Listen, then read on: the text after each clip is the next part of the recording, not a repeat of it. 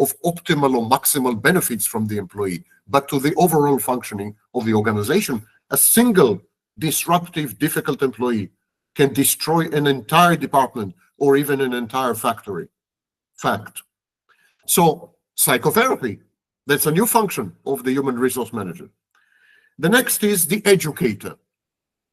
Human resource managers nowadays are expected to educate the workforce. They're expected to offer seminars and lectures and to open internal academies and to reskill workers, to teach them new skills, and to provide a career path which is integrated with educational opportunities, to work hand in hand with universities and external academic institutions, etc., etc.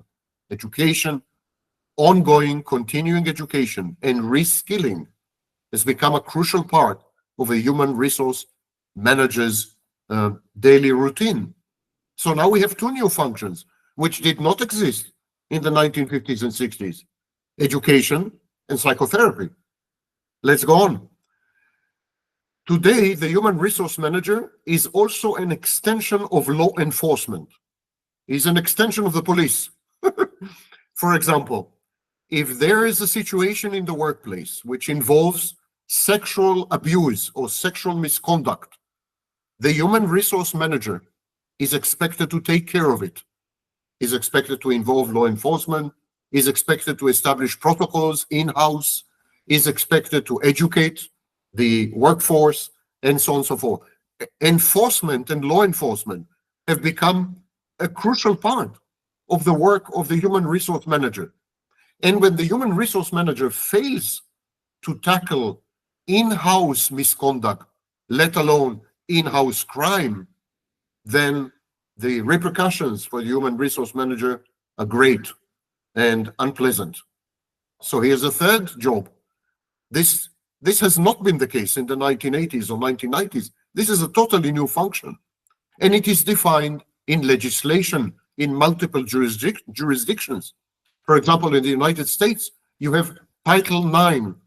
Title IX obliges the human resource manager in the United States to establish protocols for dealing with discrimination, sexual assault, and multiple other offenses, and then to implement these protocols internally, in-house. Here's another function. The next function is a buffer. Human resource manager used to be considered, until about 20 or 30 years ago, used to be considered a part of the management. And the management and the labor force were enemies. They were hostile. It was a constant war zone. The labor force unionized itself and went on strikes. The management suppressed the labor force or replaced it in case of a strike. That was the game plan.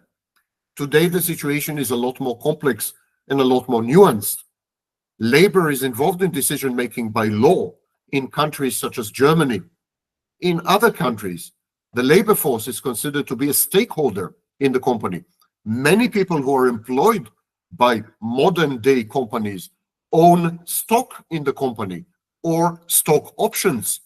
The lines between owners, managers, and workers, these lines have blurred. This situation, this new situation, which started in the 1990s, has redefined the role of the human resource manager. Now the human resource manager serves as a buffer between management and labor. The human resource manager is a shock absorber. He isolates. His role or her role is to isolate situations before they get out of hand, to contain them and to make sure that the reverberations and repercussions of these situations do not destabilize and disrupt the corporation or the firm itself, the organization. So the human resource manager, in his or her function as a shock absorber, is always there, attuned to both management on the left ear and workers and labor on the right ear. And then he tries to create a modus vivendi, a modus operandi, a consensus which characterizes the organization. Sometimes this consensus is actually codified in a charter, and the charter serves as a guideline to everyone involved as a stakeholder in the company. Human resource managers nowadays deal not only with the labor force, they deal, for example, with suppliers. Many suppliers are integrated into the organization via computer systems and otherwise. So human resource managers nowadays, they manage stakeholders, not only labor. They manage suppliers, they manage regulators, they manage legislators, they even manage to some extent the media. And so they work hand in hand with the public relations department, and so on and so forth. The next function, new function. My presentation is focused on new functions of human resource managers. A new function is an information channel. The human resource manager became a kind of internalized medium, like a media. So his role or her role is to inform, keep everyone informed, keep everyone updated, and introduce transparency into the organization, communicate on a regular basis, create expectations of stability, certainty, determinacy. And so the human resource manager communicates regularly with all the interest groups within the firm and with all the external stakeholders in the organization. And he does it in a way that would render the organization stable, predictable, and safe. Information channel, or if you wish, an editor-in-chief of some medium. That is a new role of the HR manager. The next new role is as a filter. Now, human resource managers have always filtered people. They filtered new workers. They were the ones in charge of job interviews. They published job descriptions.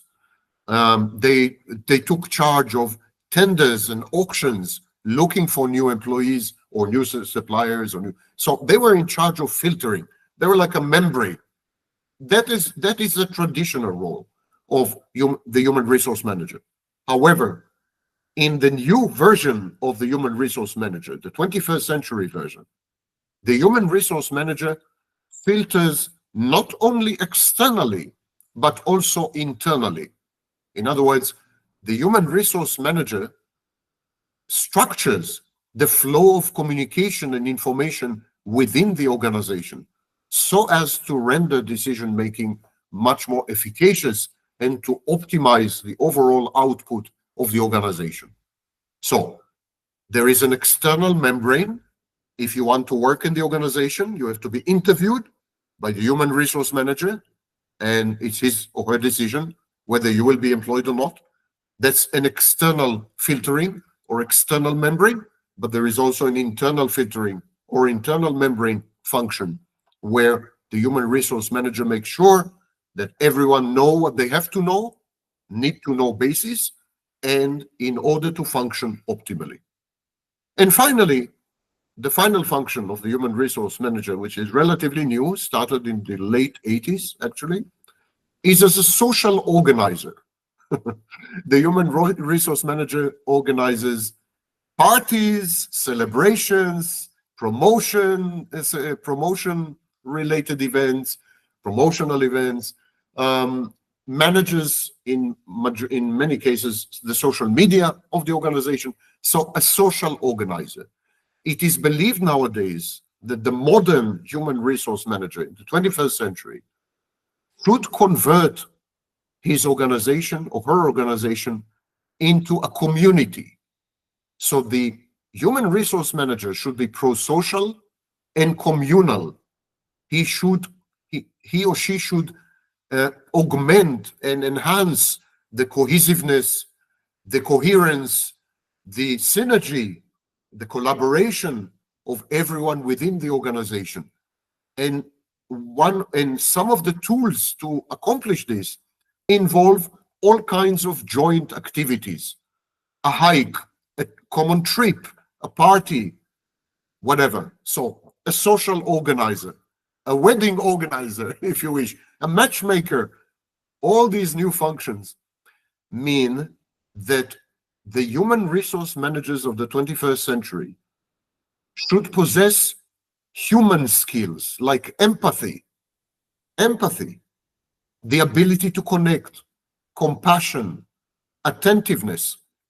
Whereas the human resource manager of the 1950s and 1960s was a kind of glorified bean counter, a person who was more into figures and numbers and the bottom line of the financial statements, someone who was harshly controlling of the work environment, who hired and fired without remorse and without compunction, this robotic figure who was there just to make sure that the organizational flow charts were all, in place.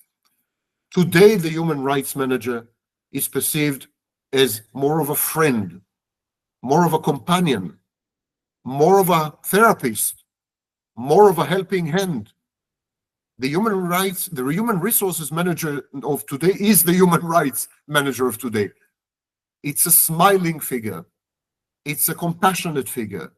It's an empathizing figure. It's a shoulder to cry on. It's a hand to lend in case of trouble.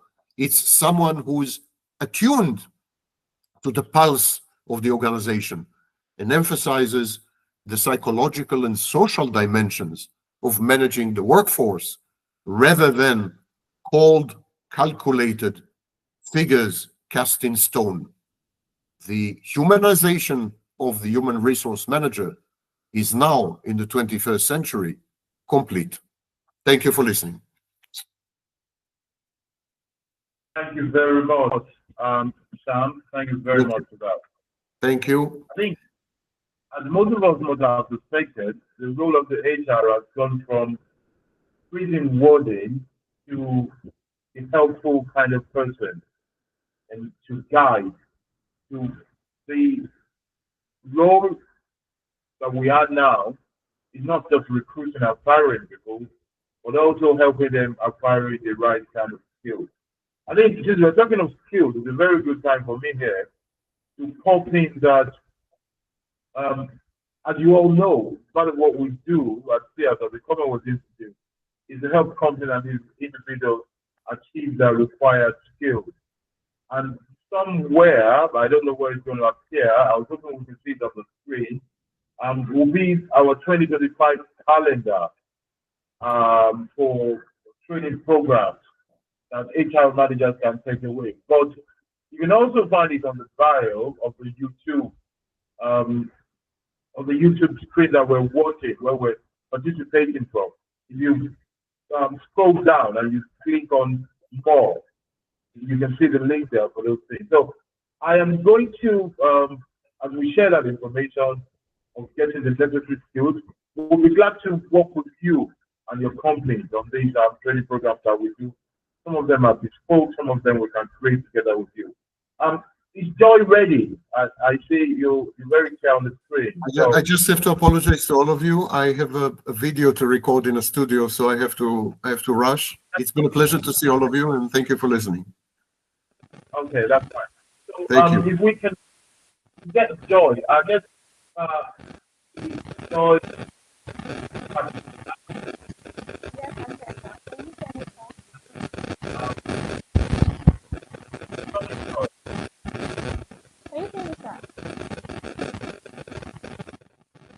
About the role of. Can you hear me? Yes, we can hear you.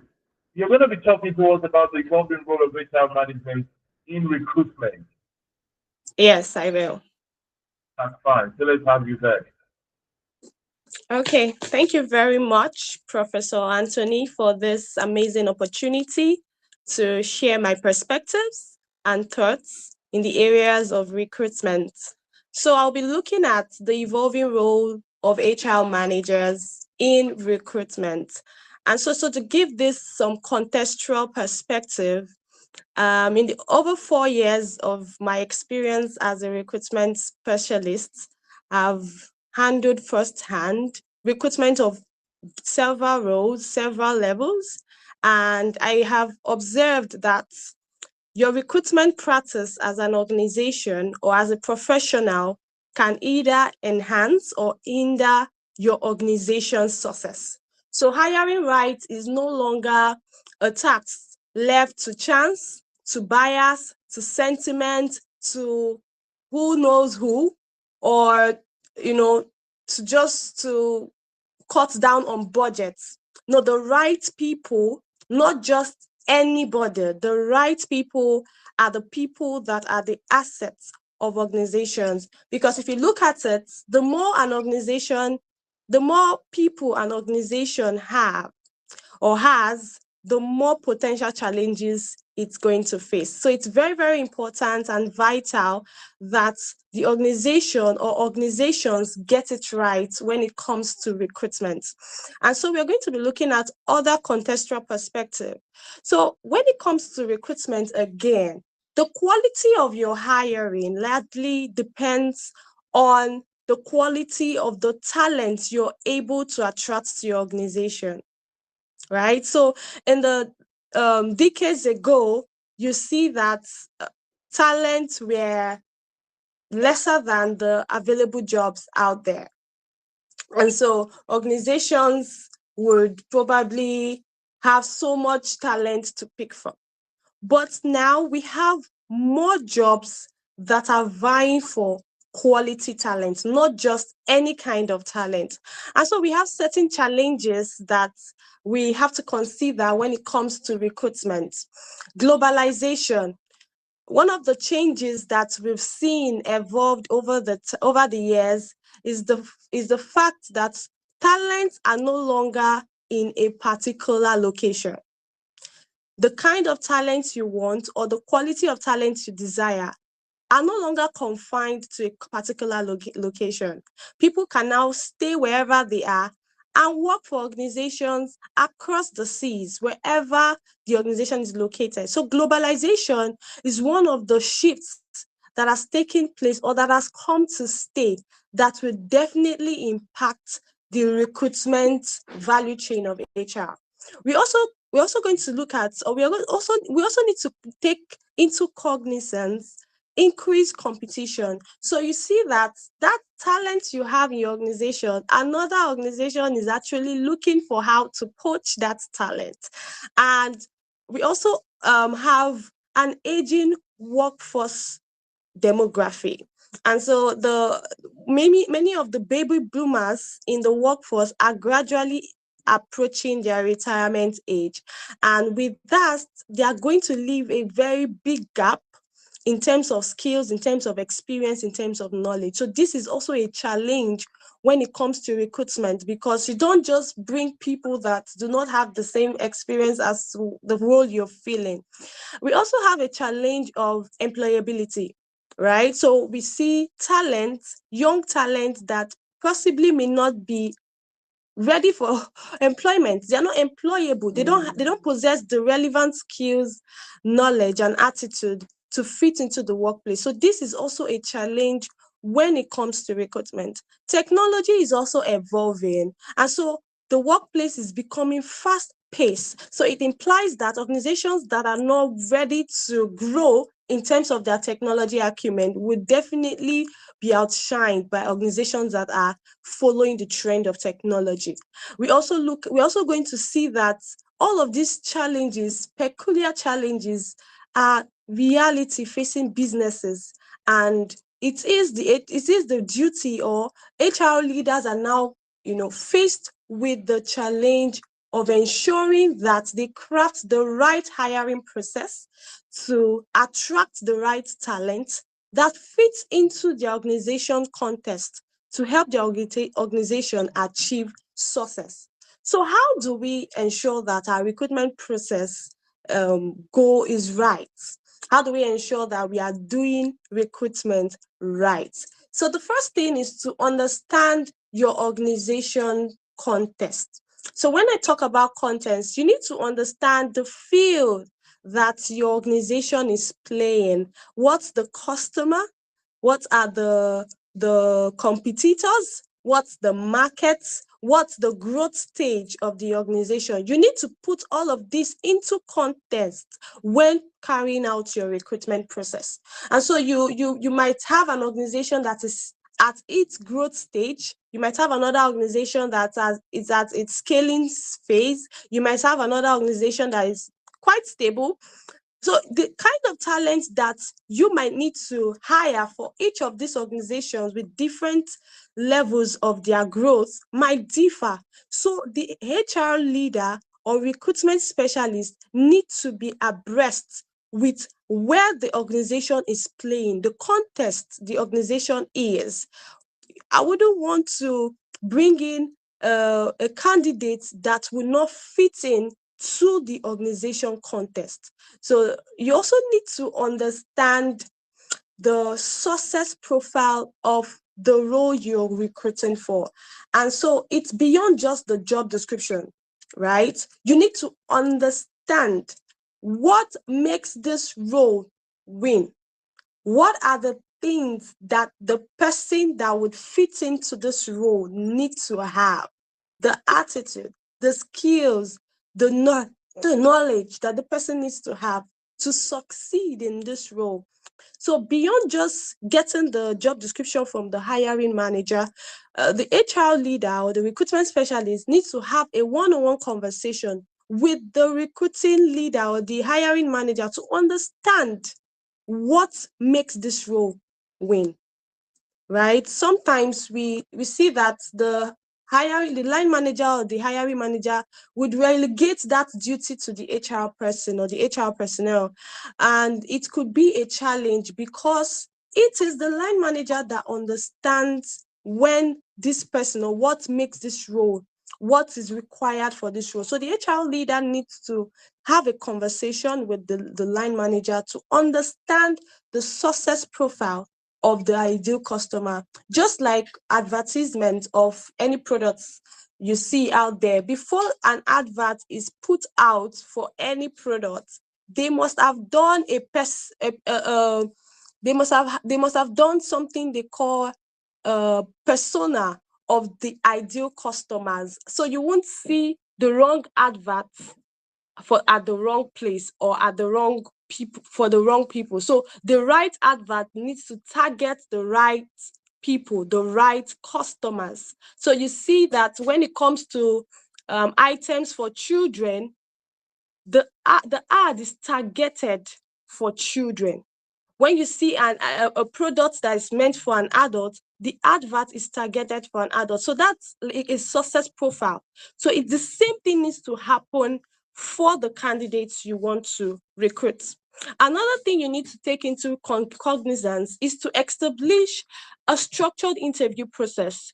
And when I mean a structured interview process, I don't mean trying to copy what other organization is doing to your own organization. Remember, this is a flow of thoughts. You need to understand the organization's context, the success profile. With that, you can design a structured interview process that would help you evaluate your candidates or potential talents to know if they fit into what your success profile has indicated. So your structured interview process oral may include oral interview, it may include job shadowing, it may include technical testing, it may include written test. So whichever, just ensure that your interview process is structured to help you identify the talent that has what you desire for your organization.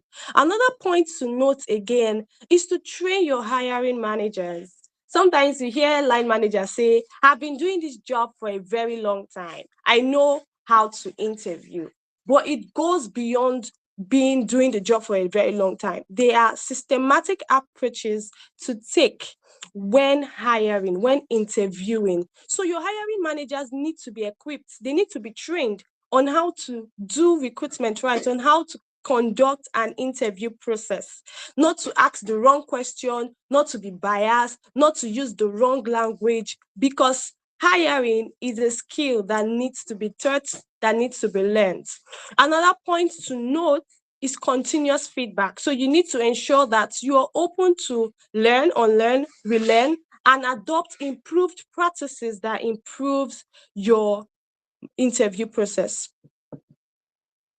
Thank you very much. I don't know if I did justice to that, but I'll be expecting your feedback. Thank you, everyone.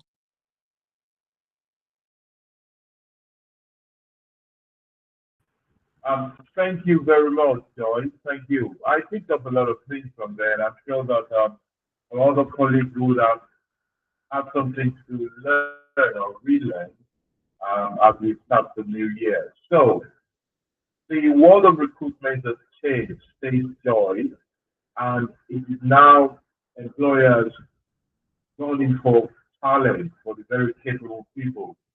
And the space of competition is now global, and technology is a major element in this new world, says Joyce.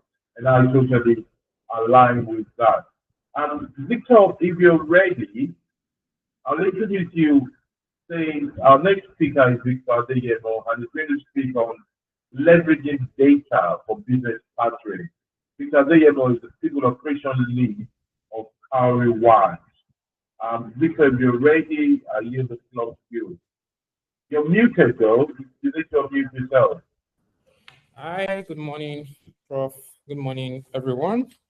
Thank you very much for having me this morning. Such a privilege to be here. Just confirming if you can hear me and if you can see me. Yes, we can hear you and we can see you. I see All right. very well. Brilliant. So I prepared a slide. Just give me a minute to bring that up.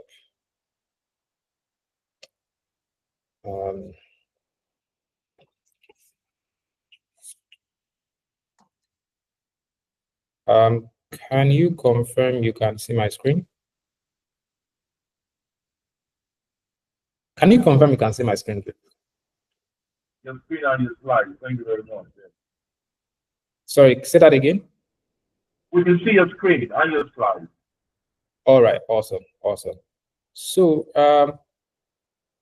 I'm going to start with a quote by Charles Darwin that says that it's not the strongest of species or the most intelligent that survives. It's the one most adaptable to change.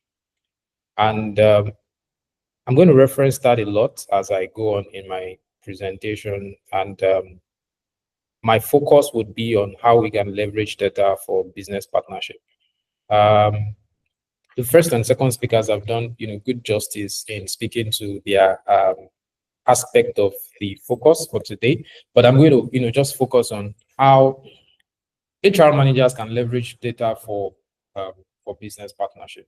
So one thing that has happened over the years is that we've seen HR move from the traditional role of being admin and compliance focused, to being a more strategic business partner. And why is that? So, before now, HR typically is seen as a cost center where, those guys they just take money. They just, gulp money and all of that.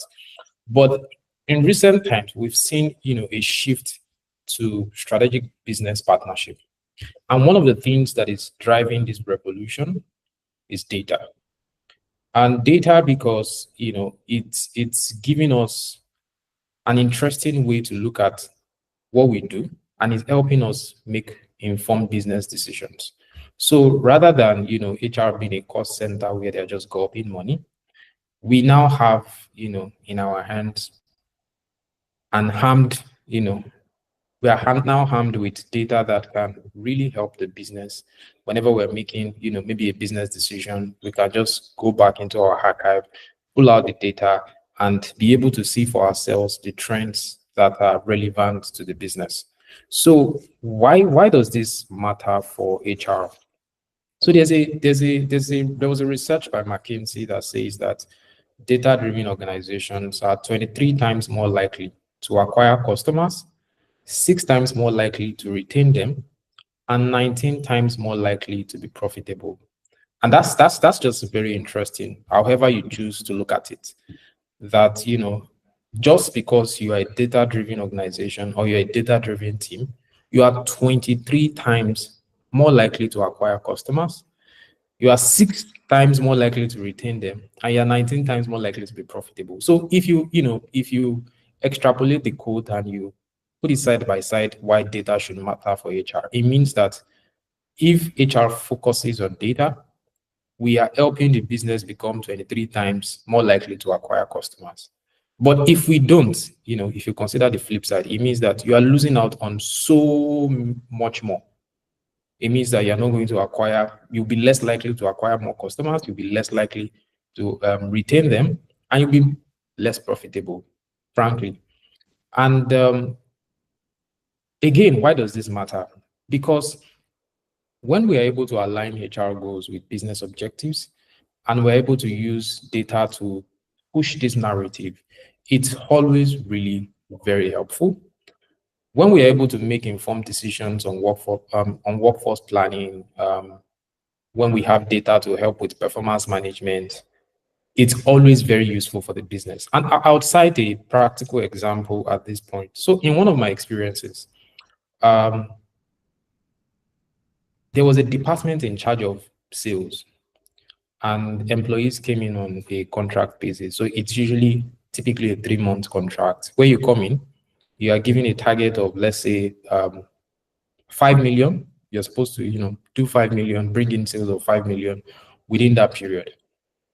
Now, when I came in, and this had been going on for, quite some time. So people come in 3 months. If you meet the 5 million, your contract gets renewed. If you don't meet the 5 million target, you are asked to leave. So your contract is not renewed and is terminated.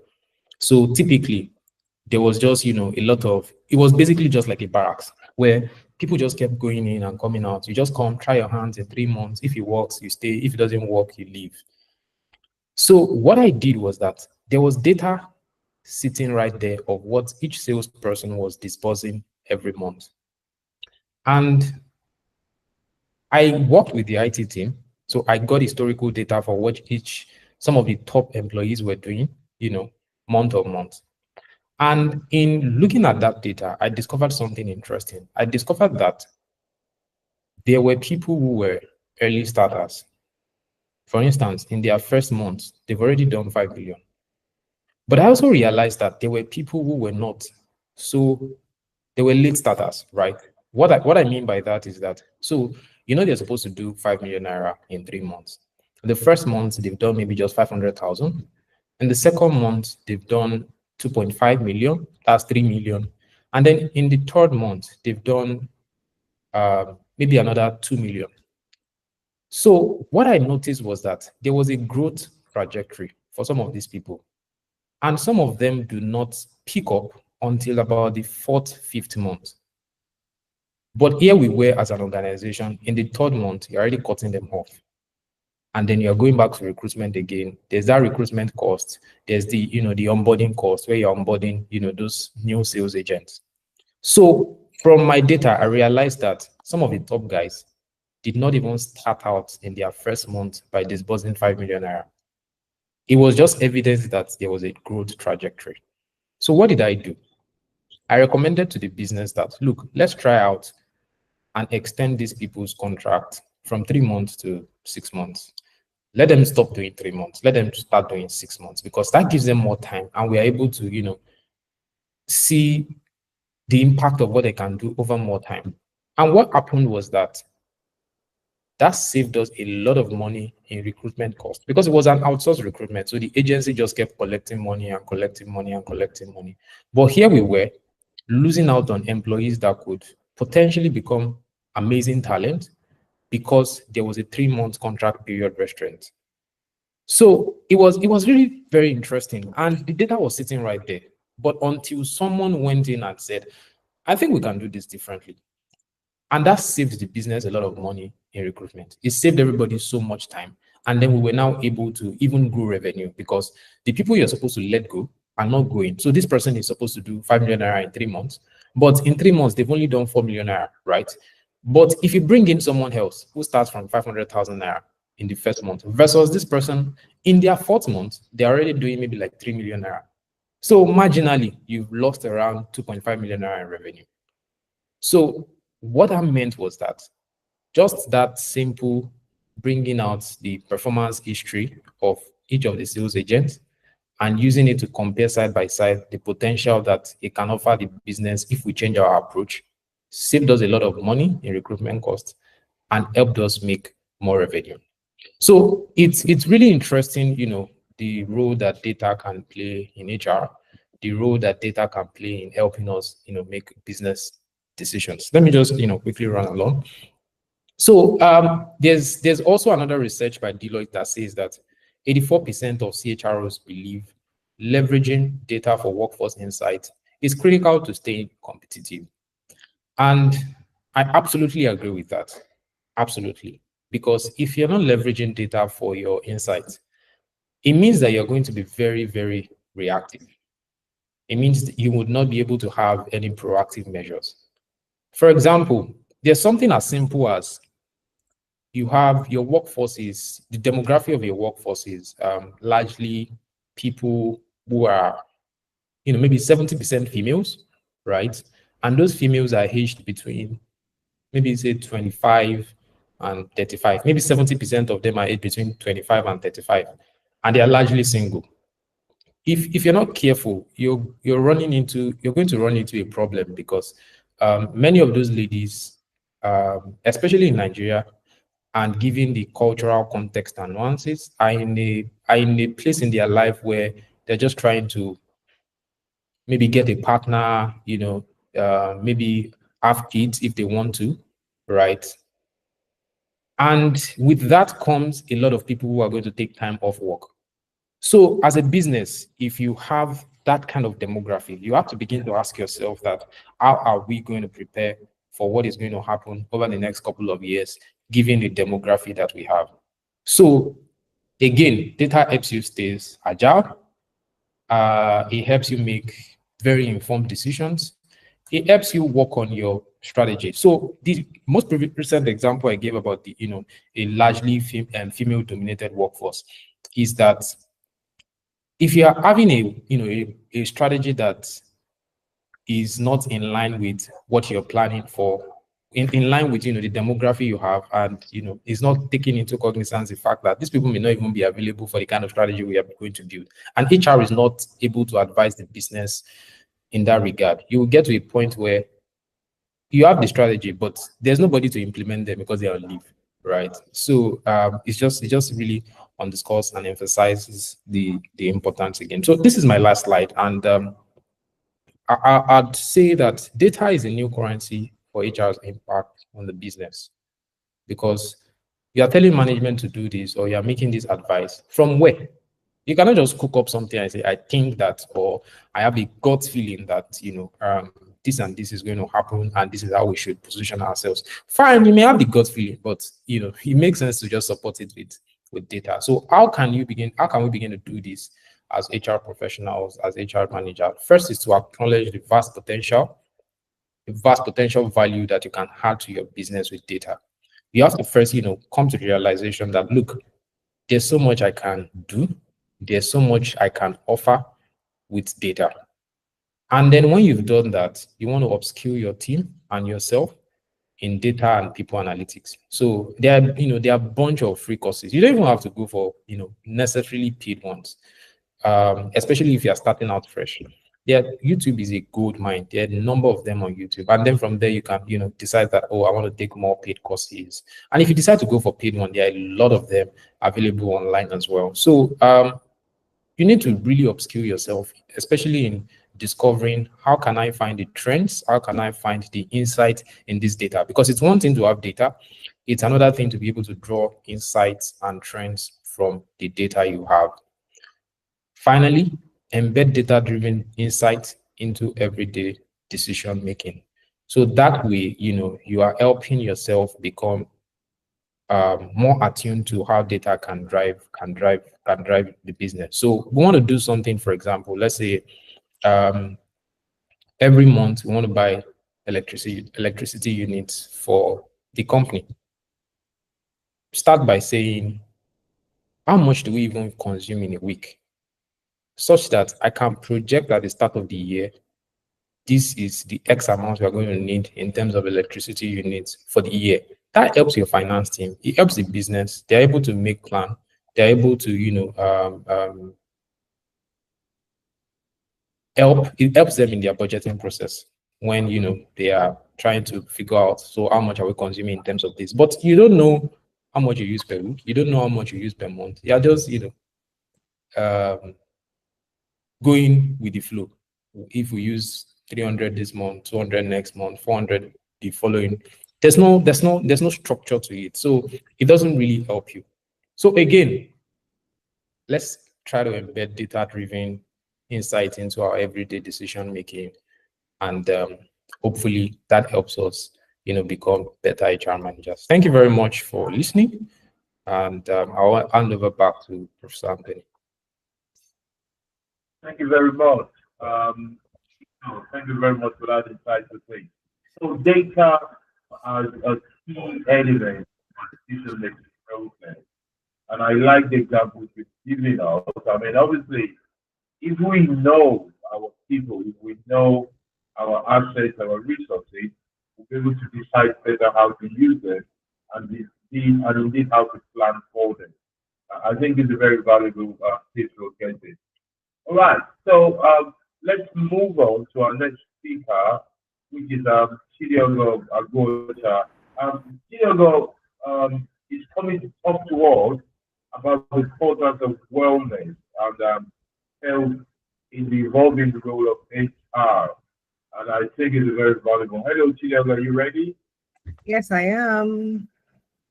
Okay, I yield the floor to you there.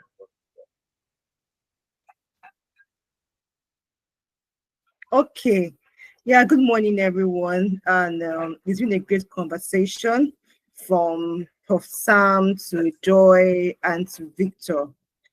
So I'll be sharing from the angle of the evolving role of HR managers when it comes to employee experience and well-being as a priority. So just give me a few minutes. Let me share my slides.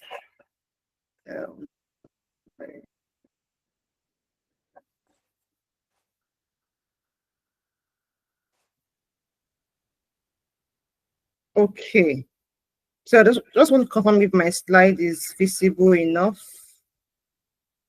Yes, it is. We can see it. Yes, we can see. Okay, so the evolving role of HR managers and employee experience. Okay, in employee experience. So as we all know, right, people are, but if you don't know, right, people are the most important assets to every organization.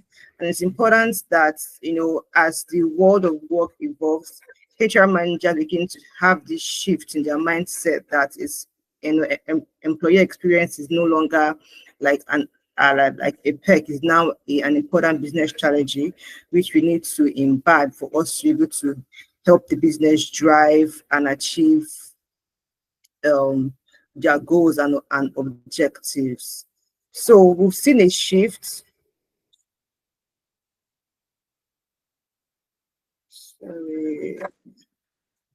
Sorry, just hold on. I don't know what's happening to my laptop. Okay. We've seen a shift from HR just being an administration expert now, being an employee experience advocate. Before now, the traditional HR is always focused on record keeping, hiring, compliance, just the hiring, firing, compliance, and all that. But we've seen that in recent decades, right, the modern HR has shifted to and is now focused on creating a workplace where employees thrive. With especially after the pandemic, right, HR is now involved, now focused on creating a workplace where employees thrive. Why does this matter? Because engaged employees, they drive more productivity, they drive retention, they drive business success. And according to Harvard Business Review, companies that prioritize employee experience, they see four times of higher profits compared to other companies that don't prioritize employee experience. So you see that you're just simply focusing or making employee experience a big thing for you or a key strategy for you as a company, you tend to 4x your 4 times your profits, right? Just by just simply prioritizing your employee experience. So what is employee experience? Employee experience is the sum of all interactions an employee has with an organization. So it's starting from hiring, onboarding, down to exit, offboarding, and it includes like a whole thing of culture, the technology and tools that employees need, make use of, how seamless is it, their well-being, right? So it's not like is a whole range of the employee entire life cycle. So the 3 key pillars of employee experience would say is the physical environment, how is the workplace designed, how conducive is it, do they have the good chairs to sit down on, is there a good walkway, is it well spaced, is there flexibility of work, right? Where it can be done, right? Is there flexibility of work? Are there remote or hybrid work settings? Second pillar is technology and tools. Are all your processes still manual, or have they now become automated?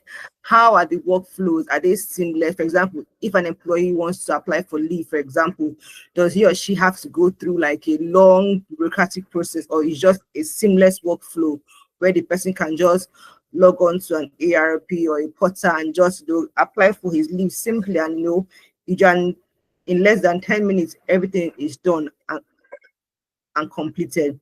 Final pillar is culture and well-being. What kind of leadership do we have in the workplace? Is mental health a big deal, right? Do you care for your employees' mental health? Do you also care for their growth? Are you interested in their growth? So these are the 3 key pillars of employee experience, which drives every workplace and drives and when these 3 pillars are focused on and is prioritized, and there is constant and intentional effort to improve on them, you would see that overall business success is achieved and business growth. So why is employee well-being now a business priority?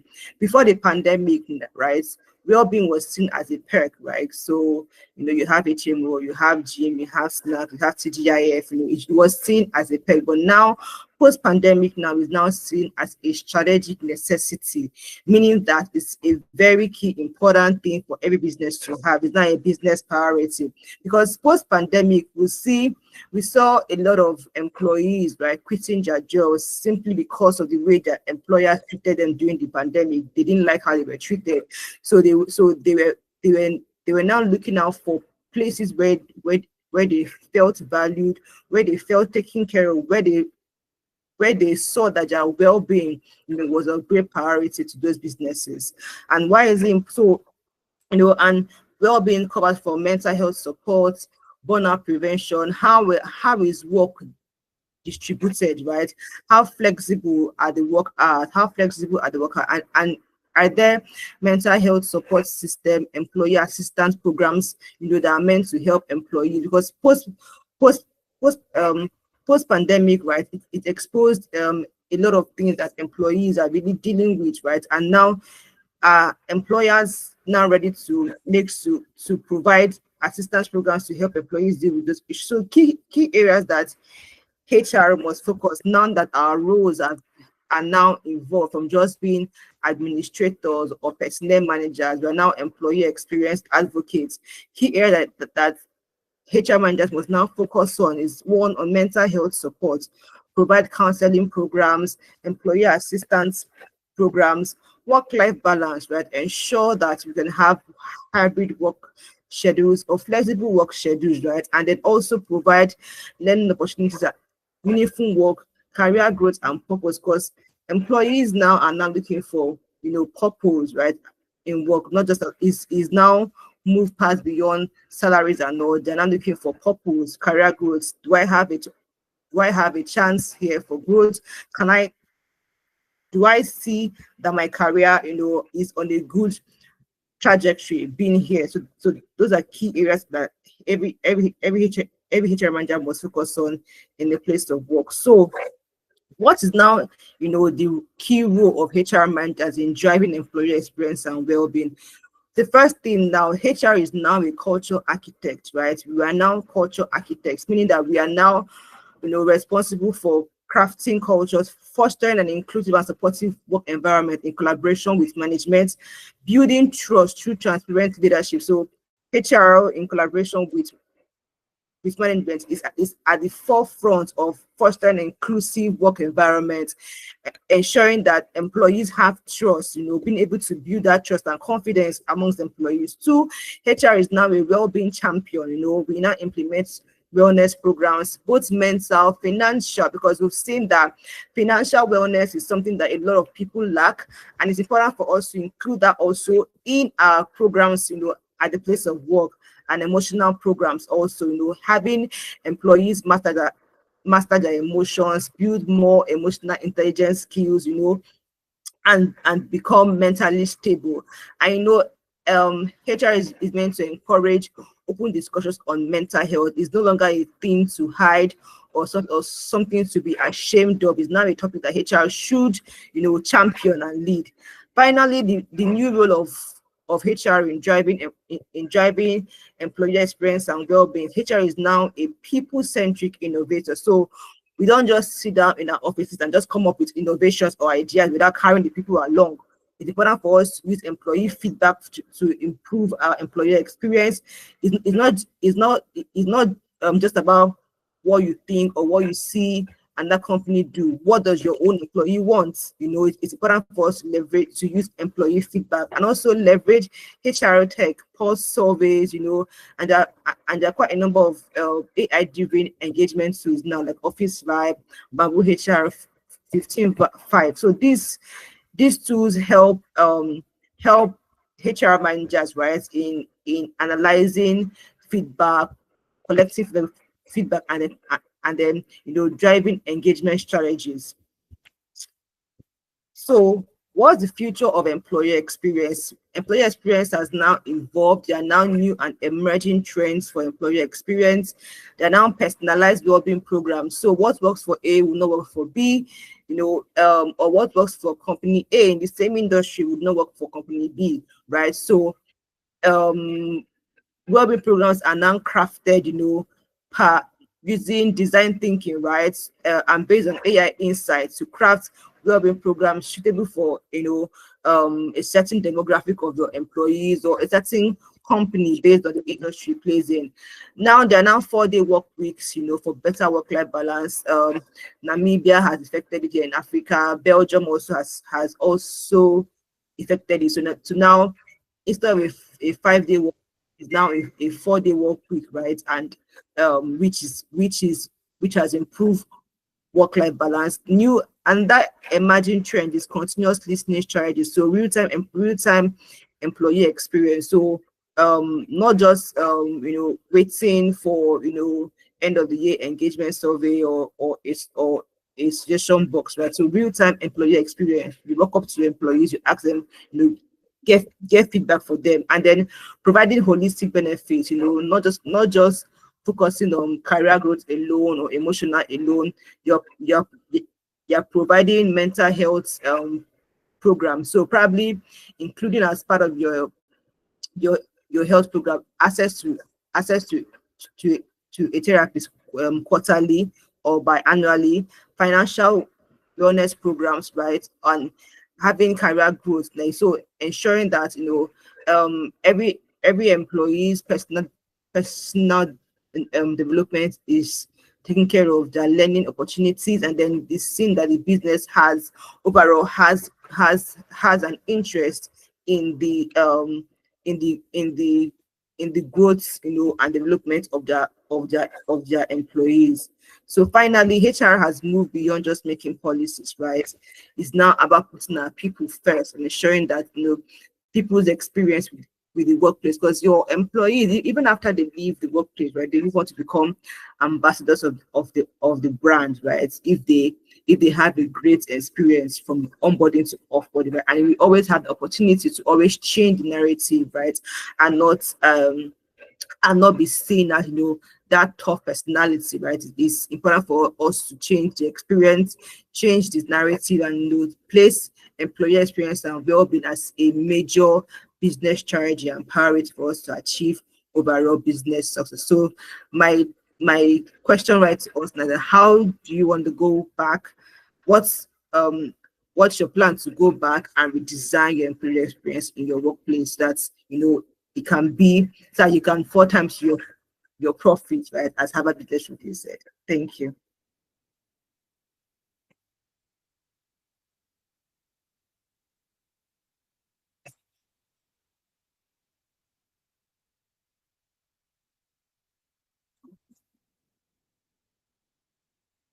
We can't hear you.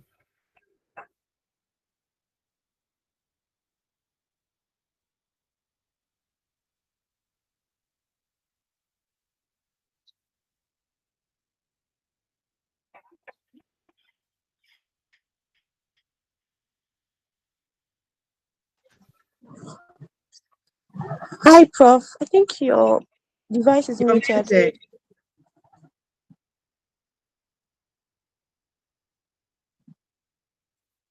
I can't hear you, sir. The device is muted.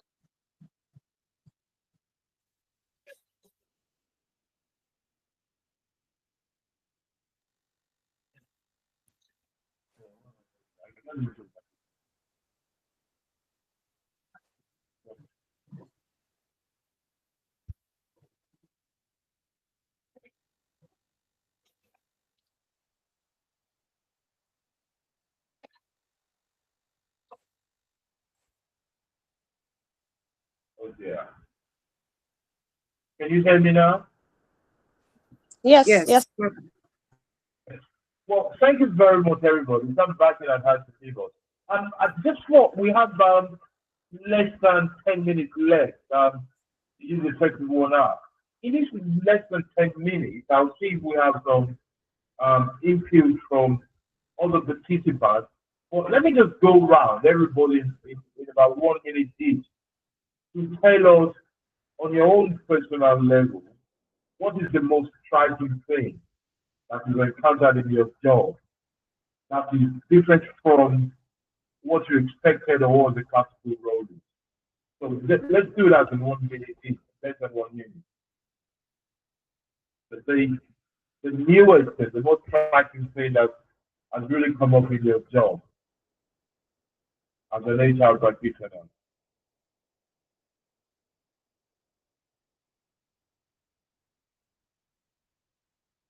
Let's start Sorry, with you, boy. can you repeat the question? I didn't hear you clearly. Here's the question. Let me take it again. I'm just saying that in less than 1 minute, can we get each one of us to talk about the most striking new thing that you've encountered in your job? We're talking about the evolving role of HR managers. So what is one new thing that you did not see before you go to the job and has come up? I will pick a very obvious thing, which is the job title of HR managers now. We used to call it HR, but if you can see, people is called people operation lead. I'm a talent manager. I am human capital director. So let's see your changes. Let's start from you, Chidi. Your mic is on. Okay, so I think something that has changed over time, right? I think Professor Sam mentioned it when he was speaking, was the need for human resources managers to now serve as therapists or coaches. So now we now have to employ the use of coaching and mentoring a lot more now in our roles as human resources professionals, unlike before now, because it wasn't like that. But as our roles evolved, right, we are now the workplace therapists, right? So we now have to make use of coaching skills, and so now you would see a lot of HR professionals now going for mentoring trainings, coaching trainings, so they can become, more equipped to serve the organizations in that capacity, right? Because of, post-COVID, a lot of things change, employees now see the workplace differently from when it used to. And with the mixture of the different generations at the workplace at this time, there's a need for us to probably know how to manage each of the generations effectively. And now a lot of line managers rely on HR managers to guide them through navigating how to manage their different generations. So that hence the need for HR managers to now equip themselves more to get coaching and mentoring skills, be able to manage their different generations at the workplace. Thank you very much. Victor, what about you? I think writing off what Chidiogo mentioned, I think for me it would be that employees expect HR to be everything and anything. Mental therapists, emotional support, recruiter, coach. Mommy. Say that again, Joy. To be mommy, mommy for everyone, Yeah, our mommy. Again, sorry, to be the office mommy. Daddy, to be the TGIF planner, to be the one that has the answers to everything and anything, So yeah, I think that's an interesting thing, and I think it really underscores the very interesting dynamics of the role of HR. So HR must continuously evolve to meet the needs of all these demands and all these needs. Somebody is pulling you here, I need emotional support. This one is saying I need increase in salary. This one is saying I'm having issues with my line manager. This one is saying this other colleague is fighting me, I don't like his face. A lot of very funny things that you have to be very, very flexible. You have to continue to adapt to different contexts. Like you can switch contexts several times in just one day, right? So yeah, I think that would be one of the interesting things I think has been. Share that is everything. What you believe? It's not a very joy. What would you like to say about this role? Okay, so just to add to what my senior colleague said, one of the things I've observed or I see very, very important for HR managers to is how, oh God. Can you hear me? Yes, we can. Look, you were breaking, but we can hear you. Yes. Okay, sorry about that. Okay, so I say one of the an important thing that HR managers need to now stand up to drive and champion is employer value proposition. So you see that talents are looking away from just how much you're going to the kind of experience you're going to provide if I work with you. So as HR managers, the onus now falls on us to see how we can position our organization as that employer of choice. So you want to craft an employer value proposition that speaks to the kind of talent you are looking to attract in. For instance, I'm impact driven. I'm a kind of person that's not just driven by the financial gain of an endeavor, even though that's a priority. But beyond that, I like to see meaning in whatever I do. So I'm looking forward to, or I'm attracted to organizations that are driven by impact. They have an impact backing to whatever they are doing. So that means the kind of organizations that would attract me are the kind of organizations that do things beyond just making money. They go far beyond just making money to creating the right experience for their employee, for their community, and for the nation. So HR managers now have that duty of championing employer value proposition. So you see, a prospective employee will ask you, why do you want me to work in your organization? They ask those kinds of questions during interview. It's no longer, why do you want to work for us? they are now asking you, why would you want me to work with your organization? Because they want to see how their values align with your value, their vision align with your vision. So aside from just we are going to pay you competitively, there should be other things that makes your organization stand out, that will want talent to rush in. And so I think that's one of the things that HR role is evolving into. And it's usually a great deal drafting an employer value proposition, because you don't want to say we are this when actually you are not. So it means that there needs to be a culture transformation internally to ensure that you are doing what you say you are internally first, before now going to the public to tell the public that we are an impact-driven organization. We want to empower 1 million people in this, and this. It needs to be a culture internally. So it's two ways. You're doing an internal employer value proposition transformation, and then you're going out to tell your talents that this is who we are and this is how we align with you. So come work with us. Thank you. Those are my thoughts. Thank you very much. That's a good part to know. I think it is important that we realize that from all we say, and we tie everything together, to see that the HR professional, whether it's HR manager, people lead, talent, capacity development manager, the HR manager is truly the architect of the culture of the organization and be the architect of the fortune of that organization. And one thing that we do not say enough is that how the HR can be the brand manager of the organization. Like a director that directs a play, you can decide who gets into your play or your film when you work with in terms of recruitment. You can decide the role they play and how they play. And as we've all said, particularly how Victor pointed out, the way to do it is by getting information, data, to know who people are and the holes they can fill in.